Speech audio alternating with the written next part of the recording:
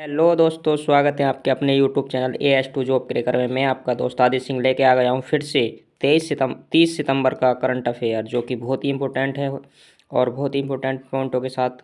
दोस्तों, उम्मीद करता हूँ आप सभी को हमारी क्लास अच्छी लगी होगी और लगेगी। और दोस्तों, हमारे चैनल को जिसने सब्सक्राइब नहीं किया है वो चैनल को सब्सक्राइब करें, लाइक करें, कमेंट करें और अपना आभार व्यक्त करते रहें और अपने दोस्तों में चैनल को शेयर करते रहें। ठीक है दोस्तों, आइए देरी ना करते हुए शुरुआत करते हैं अपने पहले क्वेश्चन से, जो कि हमारा 30 सितंबर का करंट अफेयर है। वेरी वेरी इंपॉर्टेंट क्वेश्चन है और वेरी वेरी इंपॉर्टेंट इसके पॉइंट है। ठीक है दोस्तों, तो आइए शुरुआत करते हैं। सितंबर 2025 में भारतीय वनस्पति सर्वेक्षण BSI के 13वें निदेशक के रूप में किसने पदभार संभाला है? तो दोस्तों, BSI के 13वें महानिदेशक के रूप में किसने पदभार संभाला? तो वो संभाला है दोस्तों डॉक्टर कनाथ दास जी ने। कनाथ Das ji, very very important option question का आंसर हो जाएगा बी। और कनाथ दास जी के बारे में थोड़ा सा देख लेते हैं। आइए देखिए, इनके पॉइंट देख लेते हैं दोस्तों। देख लेते हैं डॉक्टर कनाथ दास जी कौन है। तो डॉक्टर कनाथ दास जी ये है भारत के अग्रणी कवक वर्गीकरण विशेषज्ञ हैं। ये कवक वर्गीकरण विशेषज्ञ हैं। ठीक है, इन्होंने 165 से अधिक नई जंगली मशरूम प्रजातियों और 2 नए वंश खोजे हैं। इन्होंने मशरूम के जो 165 से ज़्यादा जातियां हैं वो खोजी हैं और 2 नए वंश भी खोजे हैं। ठीक है दोस्तों, आइए देखते हैं अगला थोड़ा सा और क्वेश्चन है।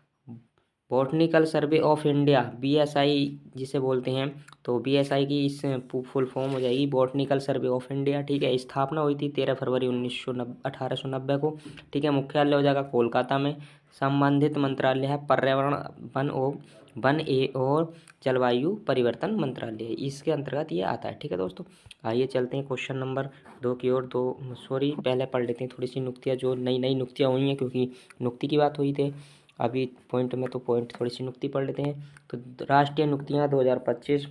तो भारत के 15वें उपराष्ट्रपति कौन बने हैं? तो बहुत बार मैंने बता चुका है, CP राधाकृष्णन जी बने हैं। भारतीय मुक्केबाजी महासंघ BFI के नए अध्यक्ष बने हैं अजय सिंह जी। ठीक है, भारत की नई महालेखा नियंत्रक CGA की कौन बनी है? TCA कल्याणी 29 भी हैं। ठीक है दोस्तों, भारत के नए रक्षा लेखा महानियंत्रक CGDA कौन बने? राजकुमार अरोड़ा जी बने हैं। विक्रम साराभाई अंतरिक्ष केंद्र के नए निदेशक कौन बने हैं?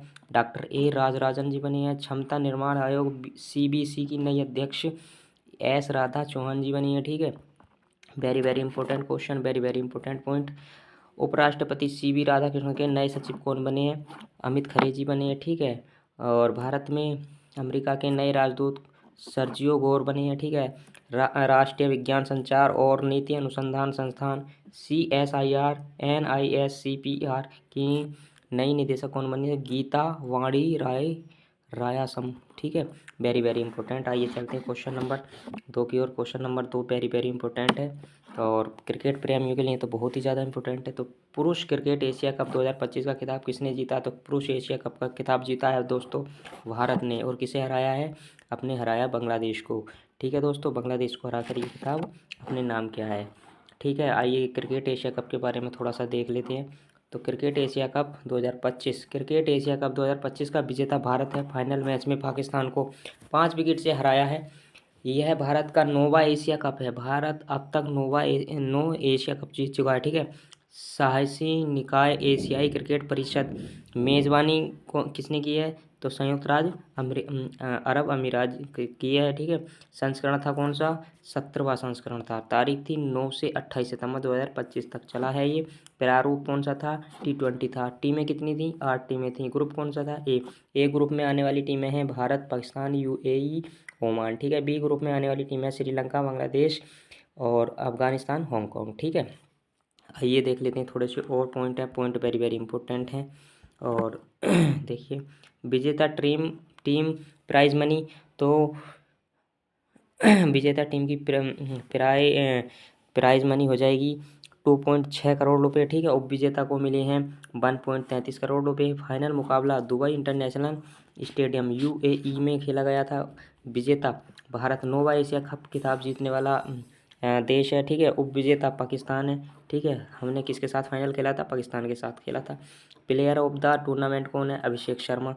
वेरी वेरी इंपॉर्टेंट खिलाड़ी हैं ये, वेरी वेरी शॉर्ट, बहुत ही अच्छे खिलाड़ी हैं, ठीक है।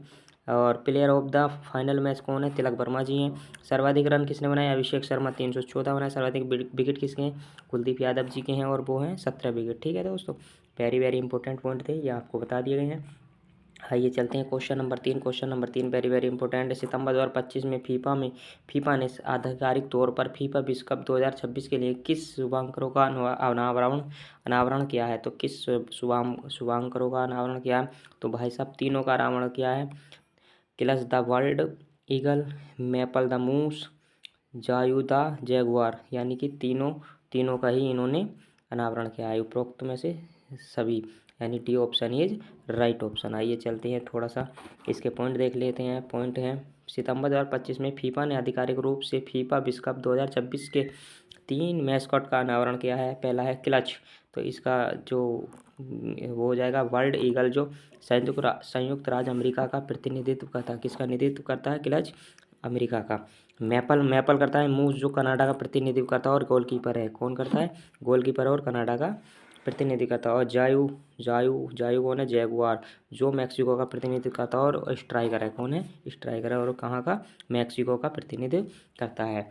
फीफा विश्व कप 2026 संयुक्त रूप से 3 देशों संयुक्त राज्य अमेरिका, कनाडा और मैक्सिको में आयोजित होगा और इसका संस्करण होगा 23वां। वेरी वेरी इंपॉर्टेंट है, ठीक है दोस्तों। आइए चलते हैं question number 4। Question number 4 very very important. सितंबर 2025 में अंतर्राष्ट्रीय प्राकृतिक संरक्षण संघ ने किस राज्य में स्थित भारत के पहले डुंगोंग संरक्षण रिजर्व को मान्यता दी है? तो किसे मान्यता दी है दोस्तों? वेरी वेरी इंपॉर्टेंट है, तो तमिलनाडु को मान्यता दी है, यानी 4 का ये option is very very important. आइए चलते हैं इसके पॉइंटों पे थोड़ा पॉइंट देख लेते हैं। अंतर्राष्ट्रीय प्राकृतिक संरक्षण IUCN ने भारत के तमिलनाडु में स्थित एक पाक खाड़ी में भारत के पहले डुंगोंग संरक्षण रिजर्व समुद्री गाय को मान्यता दी है, ठीक है। यह मान्यता ओमकार फाउंडेशन द्वारा प्रस्तावित और आबू धाबी में IUCN विश्व संरक्षण कांग्रेस वर्ष 2025 में दी गई थी ये इसकी, ठीक है। और वन्य जीव संरक्षण अधिनियम 1972 के तहत तमिलनाडु सरकार द्वारा 21 सितंबर 2022 को स्थापित किया गया डुंगोंग संरक्षण रिजर्व उत्तरी पाक खाड़ी में 448.34 वर्ग किमी में फैला है।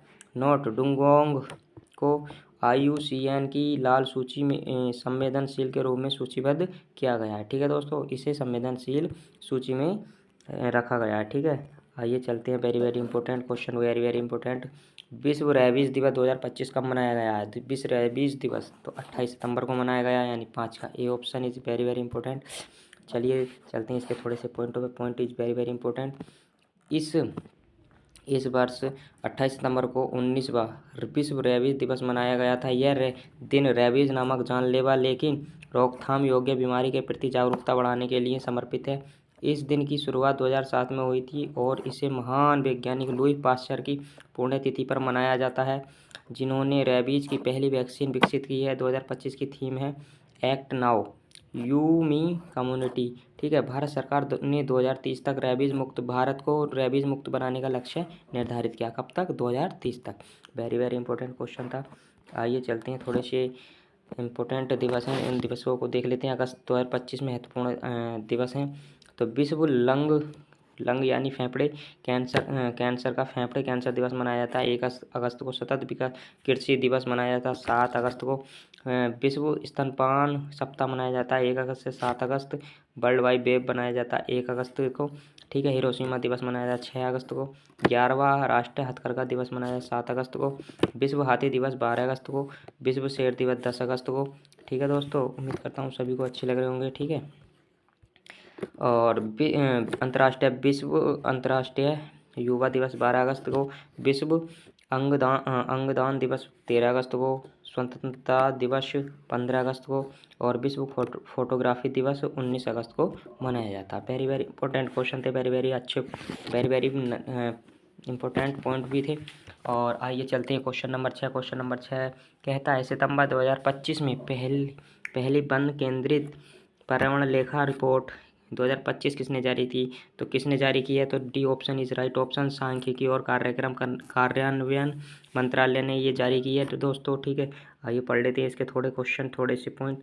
पॉइंट है, यह संयुक्त राष्ट्र पर्यावरण आर्थिक लेखा प्रणाली ढांचे पर आधारित वन लेखांकन पर पहला समर्पित प्रकाशन है। रिपोर्ट के मुख्य निष्कर्ष हैं: वन आवरण 2010-11 से 2021-22 17,444.61 वर्ग किलोमीटर यानी 2.5 भारत की वृद्धि के साथ 7.15 लाख वर्ग किमी भारत के भौगोलिक क्षेत्रफल का 21.76% तक पहुंच गया है। ठीक है दोस्तों, राज्यवार प्रमुख वृद्धि केरल में 4,137 वर्ग किलोमीटर की हुई है, कर्नाटक में 3,122 वर्ग किलोमीटर की हुई है और तमिलनाडु में 2606 वर्ग किलोमीटर की वृद्धि हुई है। ठीक है दोस्तों, आइए चलते हैं question number 7। Question number 7 very very important. Question number 7 कहता है कि देश ने 2030 तक समृद्ध यानी बंद करने के लिए ईंधन चक्र वाले विश्व की पहली परमाणु प्रणाली ऊर्जा प्रणाली शुरू करने की घोषणा की है। तो किसने घोषणा की है?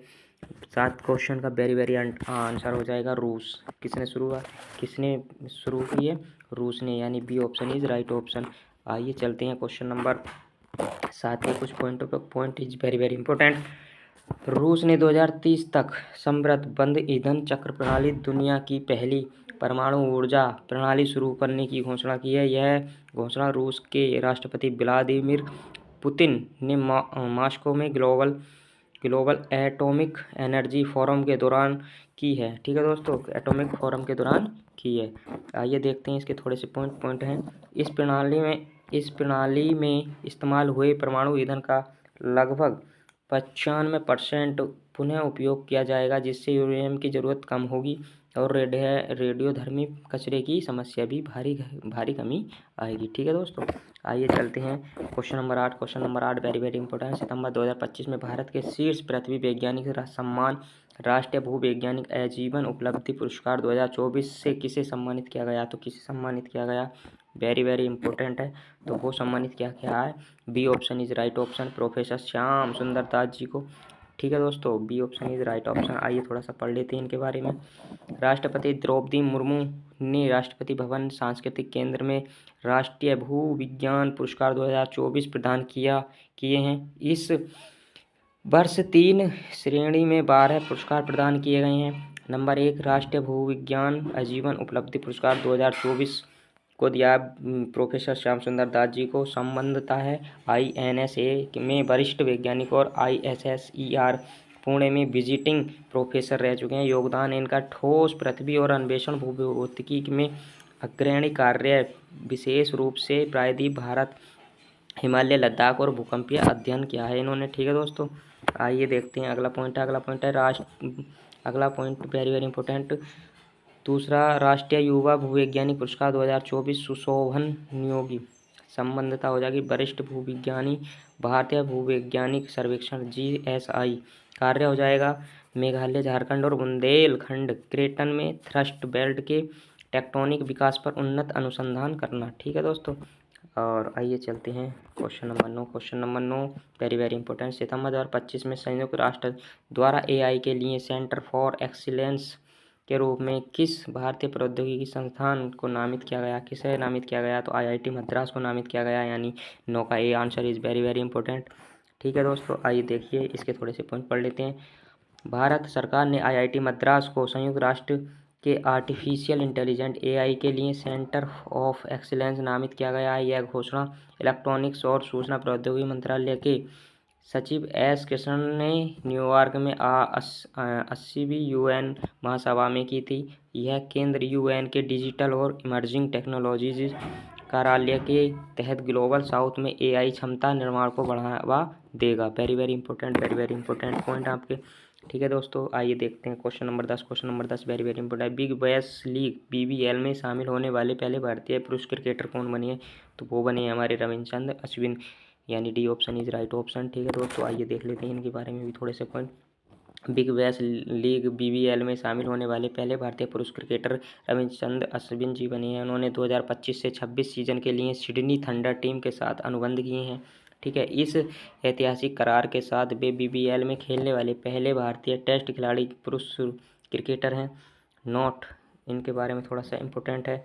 Big bash league BBL Australia की एक पेशेवर T20 क्रिकेट लीग है, जिसे 2011 में क्रिकेट ऑस्ट्रेलिया द्वारा स्थापित किया गया। किसके द्वारा स्थापित किया गया? ऑस्ट्रेलिया द्वारा। वेरी वेरी इंपॉर्टेंट है। आइए चलते हैं question number 11। 11 is very very important question. किस देश ने दुबई वर्ल्ड कांग्रेस 2025 में अपना पहला सॉवरेन मोबिलिटी क्लाउड लॉन्च किया है? तो किसने लॉन्च किया है दोस्तों? वेरी वेरी इंपॉर्टेंट क्वेश्चन हो जाएगा। तो वो क्या है? ए और आंसर इज राइट आंसर संयुक्त अरब अमीरात। संयुक्त अरब अमीरात ने क्या है, यानी 11 का ए आंसर। इसके बारे में थोड़ा सा पढ़ लेते हैं। संयुक्त अरब अमीरात यूएई ने दुबई वर्ल्ड कांग्रेस में अपना पहला सॉवरेन मोबिलिटी क्लाउड लॉन्च किया है।